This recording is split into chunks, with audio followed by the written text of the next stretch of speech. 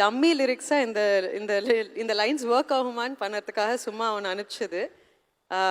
நான் சும்மா அனுப்புனேன். மணி சார் நெக்ஸ்ட் டே வந்து ரேமான் சாருக்கு அனுப்பியாச்சு, நாளைக்கு ரெக்கார்டிங் இருக்கும், நீ செக் பண்ணிக்கோ அப்படின்ட்டாரு. ஸோ அது லிஸ்ட்லேயே இல்லை, அதுவாக நடந்துருச்சு.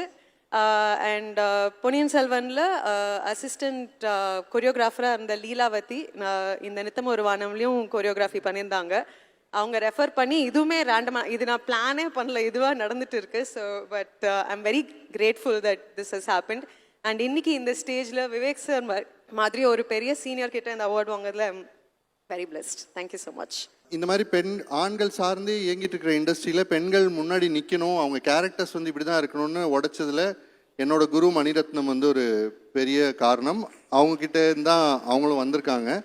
இந்த மாதிரி ஒரு இண்டஸ்ட்ரியில் உடச்சி வெளியே வரணும்னா பன்முக திறமைகளை வளர்த்துட்டு அவங்க வந்திருக்காங்கன்றது வந்து ரொம்ப முக்கியமான விஷயம். அதை பற்றி அவங்க பேசலை. பாடலாசி மட்டும் இல்லாமல் நித்தமொரு வானம்ல ரொம்ப அழகாக பாடியிருக்காங்க. அது வந்து ரொம்ப ஒரு முக்கியமான விஷயம். அவங்க பாடல் வரிகளுமே நான் கவனித்தேன். நித்தம் ஒரு வானம்ன்ற ஒரு படத்தில் ஒரு வேழம்னு ஒரு சாங் எழுதியிருந்தாங்க, ரொம்ப நல்லா எழுதியிருந்தாங்க. பாதி நீ பாதி நான்கிறது தான் பாடியிருந்தாங்கன்னு நினைக்கிறேன்.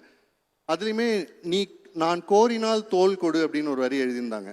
பொதுவாக வந்து லவ்வில் டிபெண்டன்சியும் இருக்குது, லிபரேஷனும் இருக்குது. அது ரெண்டையும் ரொம்ப அழகாக பேலன்ஸ் பண்ணி ஒரு வரி எழுதுறது வந்து கஷ்டம். அந்த சொல்ல வந்து தன்னா நனா நா இதான் மீட்டர்.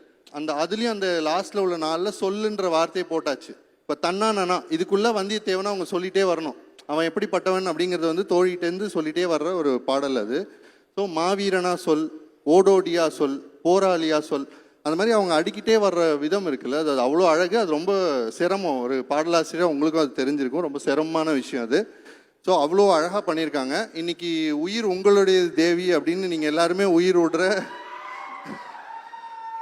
குரலுக்கு சொந்தக்காரங்களும் அவங்க தான். த்ரிஷா அவர்களுக்கு இவங்க தான் பொன்னியின் செல்வனில் டப்பிங்கும் பண்ணியிருக்காங்க. ஸோ அவ்வளோ மல்டி ஃபேசட்டட் டேலண்ட் அவங்க. ரொம்ப சிறப்பாக பாடல் எழுதக்கூடியவங்க. அவங்களுக்கு இந்த விருது கொடுக்குறங்கிறதுல வந்து எனக்கு ரொம்ப மகிழ்ச்சி.